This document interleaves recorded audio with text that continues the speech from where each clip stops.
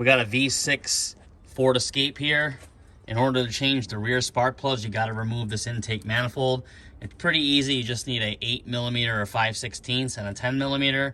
And you're just going to want to take off all these accessories. Basically, the throttle cables here and here. You're going to pop that off, pop those off, take those off. Everything kind of just sets back out of the way. You can remove this, and then you should be able to start taking out the bolts that are here and back inside there. The manifold's ready to come out. Show you real quick. We just disconnected the throttle body here. Now we're missing 2 of the catch nuts in there, but whatever. Disconnected that EGR valve. You can leave this valve on. This one has to come off. This one just unbolts from there. You've got 3 vacuum hoses right there. A set of connectors you pop off. And then you got 1, 2, 3, 4, 5, 6, 7, 8 bolts. And you notice we're missing one.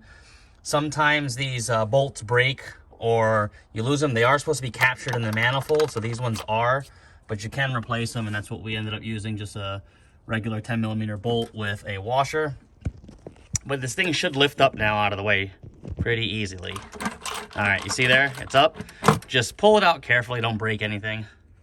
The manifold is removed. Now we have total access, and the runners down there are pretty clean, so I don't think I'm gonna change the lower intake manifold gaskets. I've done that before. Just these upper ones because we have it off, and there are the 3 plugs in the rear.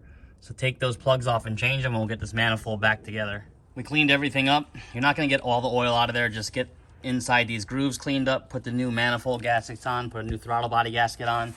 Make sure you clean the surface down here. Set it back on there evenly, and everything should go back in smooth. All right, we got the manifold back on. Everything's tightened up. Just really got to go hand tight with these bolts. Don't go too crazy. We're going to go inside and start the vehicle.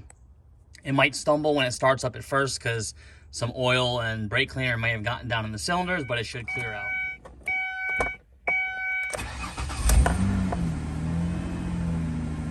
And it fired right up. It's running nice and smooth. Hope this helps. Thanks for watching. Please subscribe.